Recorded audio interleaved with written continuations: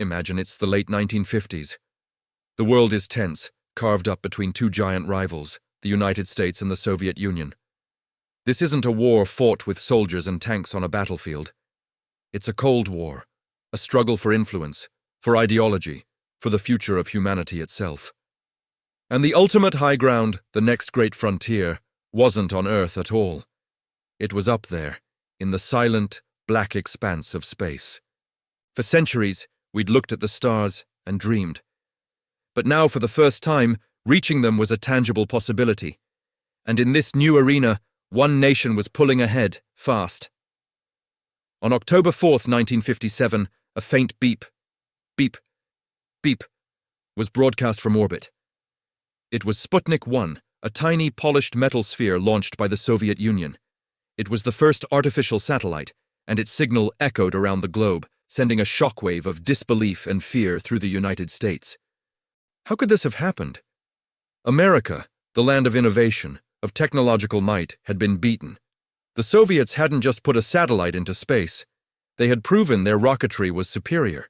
And if their rockets could launch a satellite, they could just as easily launch a nuclear warhead across continents.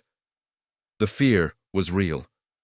The Sputnik crisis wasn't just about a satellite. It was about national security and a deep-seated anxiety that America was falling behind. The Soviets didn't stop there. They kept racking up firsts. In 1959, their Luna 2 probe became the first man-made object to crash land on the moon.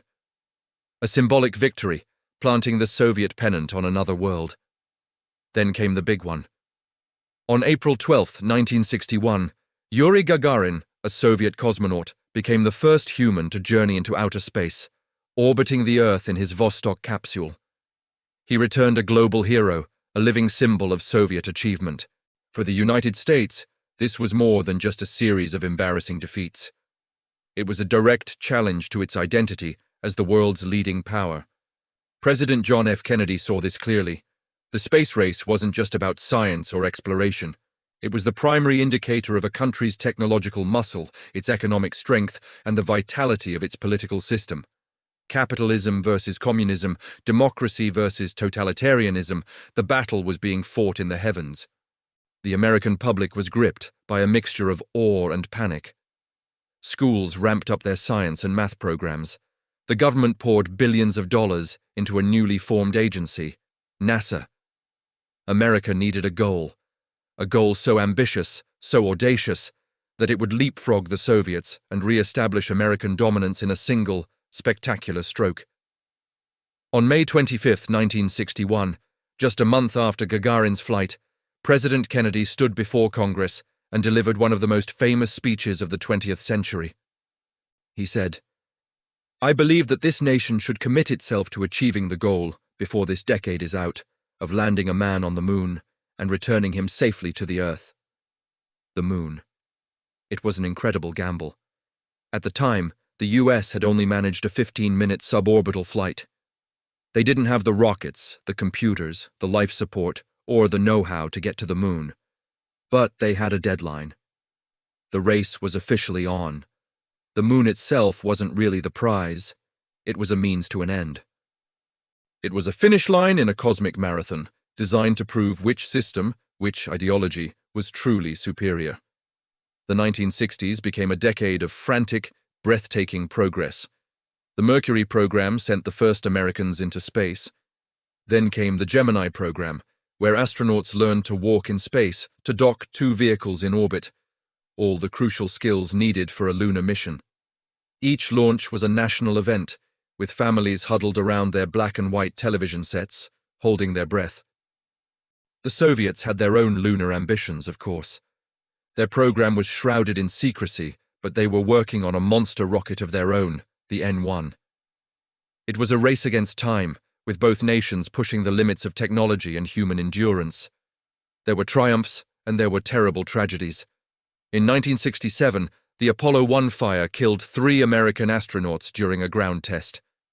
That same year, a Soviet cosmonaut died during re-entry. The stakes were incredibly high, but NASA pressed on, driven by Kennedy's challenge. The Apollo program was an unprecedented national effort, involving over 400,000 people and thousands of companies. They built the Saturn V, the most powerful rocket ever created. It was a 36-story beast, a skyscraper of controlled power, designed for one purpose: to throw 3 men toward the moon. In December 1968, Apollo 8 circled the moon, and humanity saw for the first time an Earthrise, our own blue planet hanging like a marble in the blackness of space. The view was transformative. It gave the world a new perspective on our shared home. But the ultimate goal was still 240,000 miles away. Finally, on July 16, 1969, the world watched as Apollo 11 lifted off from Cape Kennedy.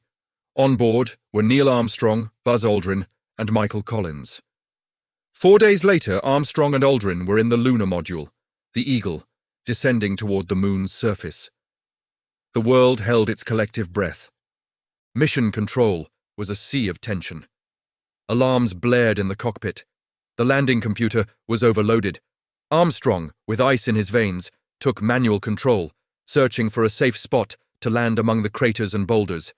With only seconds of fuel left, he set the Eagle down gently on the sea of tranquility. Then the crackled words came through from 250,000 miles away. "Houston, Tranquility Base here.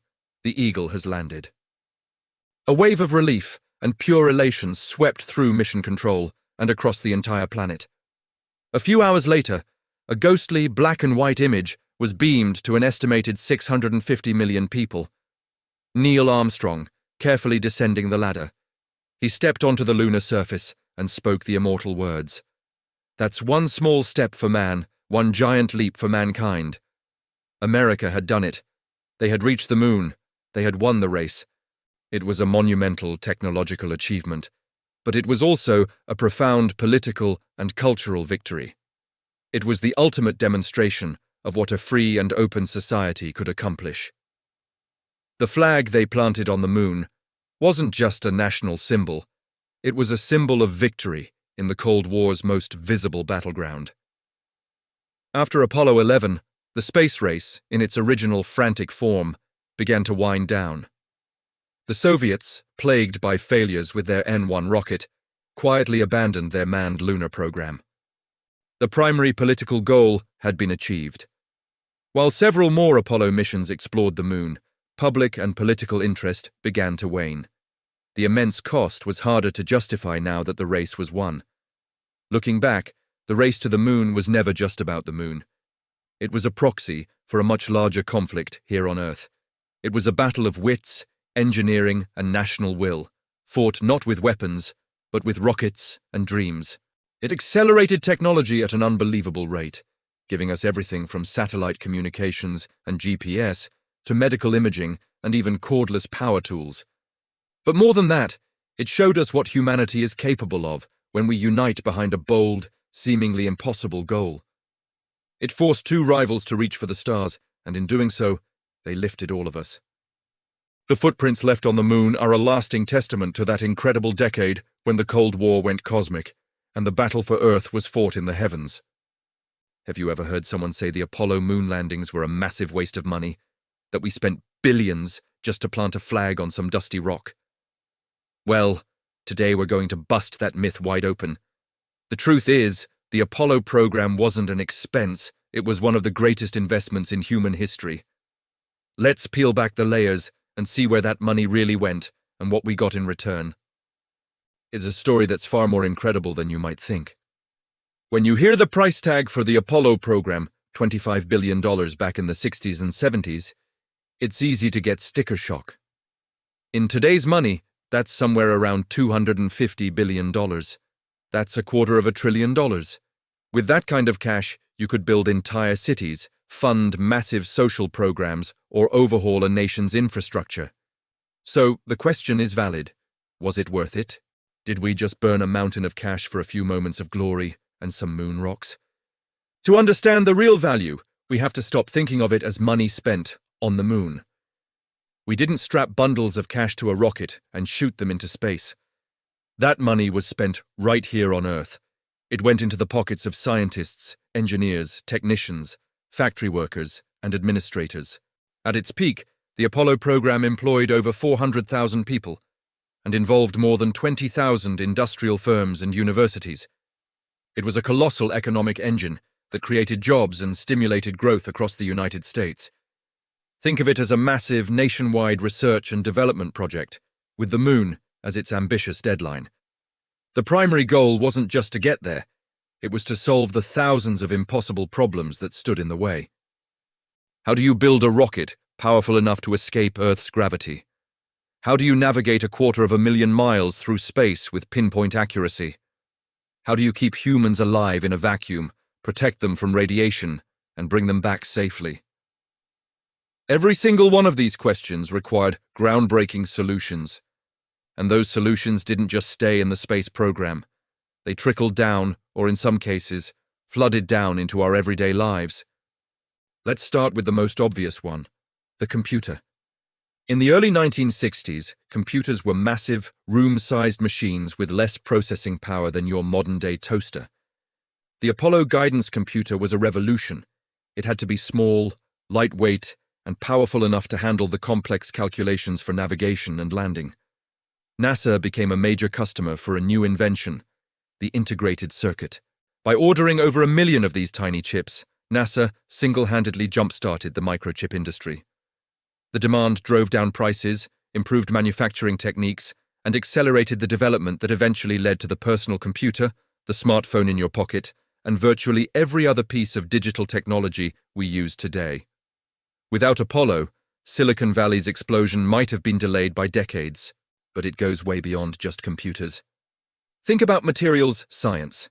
The program needed materials that were incredibly strong, yet lightweight, and could withstand extreme temperatures. This led to the development of new metal alloys and composites that are now used in everything from commercial airliners and high-performance cars to advanced medical implants like artificial hips and heart valves. The shiny material you see on marathon runners' emergency blankets?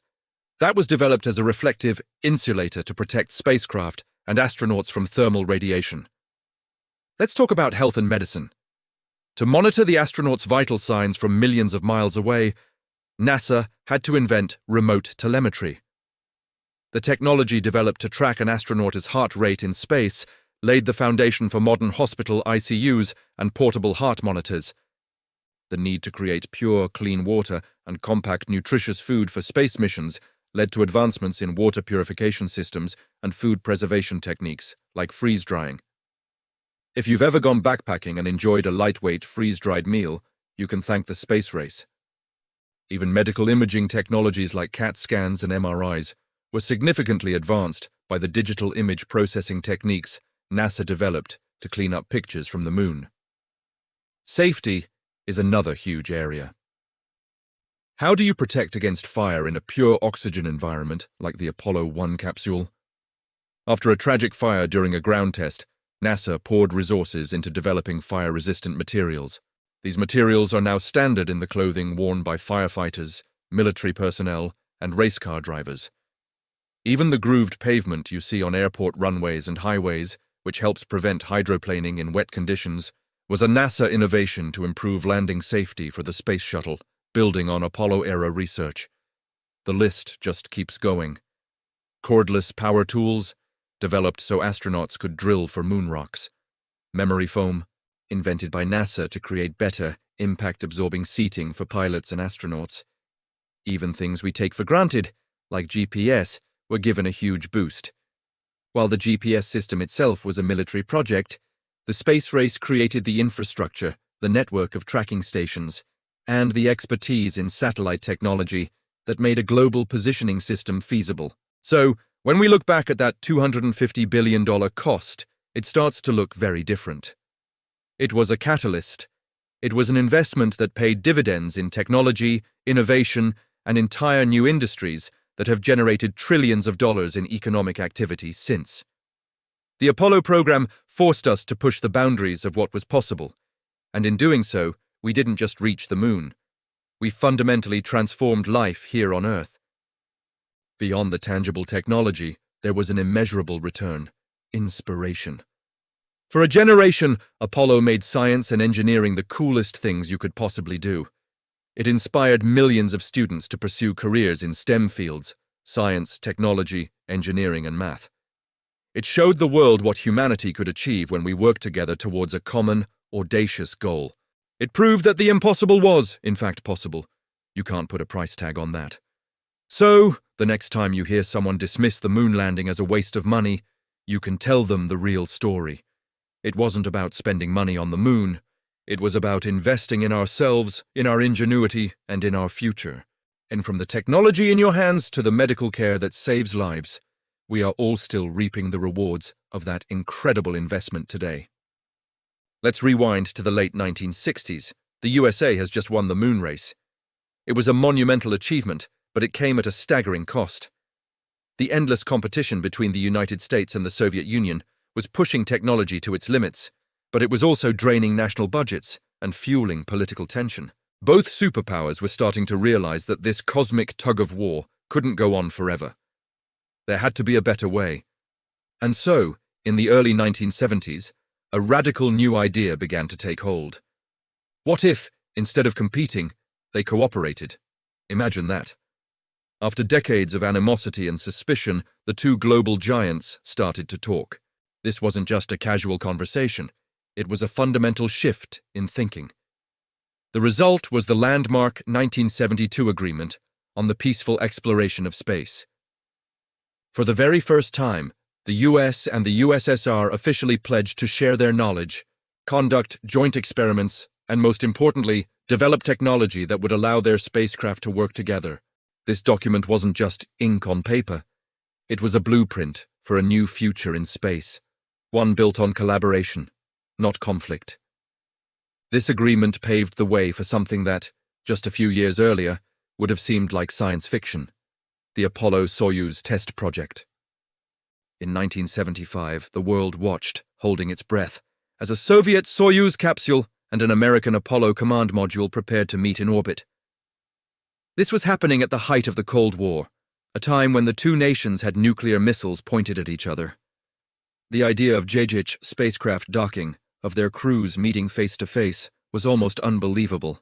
But on July 17, 1975, the impossible happened. Hundreds of kilometers above the Earth, the hatches between the Apollo and Soyuz opened. Soviet cosmonaut Alexei Leonov and American astronaut Thomas Stafford reached across the threshold and shook hands. That single handshake, broadcast live around the globe, became one of the most powerful symbols of the 20th century. It represented the end of a bitter rivalry and the dawn of a new era. For 2 days, the crews lived and worked together, sharing meals, conducting experiments, and proving that in the vastness of space, a common mission could erase political borders. The Apollo-Soyuz mission was a resounding success, not just technologically, but diplomatically. It showed the world that cooperation was possible. This spirit of cooperation didn't fade away. In fact, it laid the groundwork for something even grander. Fast forward to the 1990s, the Soviet Union has dissolved, and the old world order is changing. The former rivals, Russia and the United States, along with partners from Europe, Japan, and Canada, decided to embark on a project so massive, so complex, that no single nation could ever dream of building it alone. They decided to build the International Space Station. The ISS is, without a doubt, one of the greatest engineering marvels in human history. Think about it. It's a football field-sized laboratory orbiting the Earth at 17,500 miles per hour, assembled piece by piece in space. And its creation was a masterclass in global teamwork. Russia contributed its battle-tested Zvezda and Zarya modules, the lifeblood of the station, and the reliable Soyuz spacecraft that have served as the workhorse for crew transport. The United States provided the massive solar arrays that power the station, the intricate truss structure that forms its backbone, and the Destiny laboratory. The European Space Agency built the Columbus Lab, a state-of-the-art research facility. Japan added its own laboratory, Kibo, which even has its own external porch for experiments exposed to the vacuum of space. And Canada developed the Canadarm2, a sophisticated robotic arm that was absolutely critical for assembling and maintaining the station. The cost? Over $150 billion, making it the most expensive single object ever built. But its value is immeasurable. The ISS is more than just a collection of high-tech modules. It's a permanent human outpost in space, a place where astronauts from over a dozen countries have lived and worked together. On board the station, nationality disappears. Astronauts and cosmonauts aren't just colleagues. They become a family, relying on each other for their very survival. They share a common goal, to push the boundaries of human knowledge for the benefit of everyone back on Earth. The science conducted on the ISS is changing our lives. From developing new medicines and materials in microgravity to studying climate change and the very nature of our universe, the research is groundbreaking. It's also teaching us how to live in space for long periods, paving the way for future missions to the Moon, Mars, and beyond. Every experiment, every spacewalk is a testament to what we can achieve when we work together. So, when you look up at the night sky and see a bright star moving steadily across it, remember what the International Space Station truly represents. It's the culmination of a long and difficult journey from confrontation to collaboration. It's a story that began with a race for dominance, but ended with a shared victory for all of humanity. In an age where it's so easy to focus on what divides us, the ISS is a shining reminder that our greatest achievements happen when we unite. The space age didn't just give us rockets and satellites, it gave us a new perspective. And realizing that we're all in this together might just be the greatest discovery of all.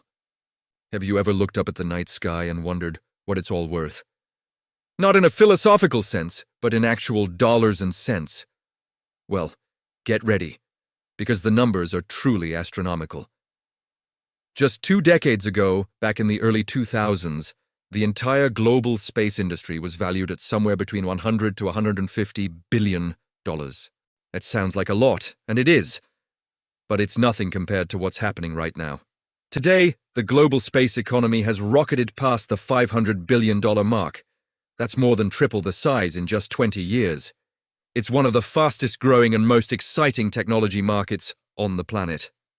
So what's fueling this incredible boom? It's not just about governments sending a few astronauts to the International Space Station anymore. The game has completely changed. We're talking about a massive surge in private companies jumping into the space race. Think about it. Satellite internet from companies like Starlink is connecting the most remote corners of our world. And companies are launching constellations of small satellites for everything from Earth observation, helping farmers improve crop yields, to tracking global supply chains in real time. This commercial explosion has made space access cheaper and more frequent than ever before.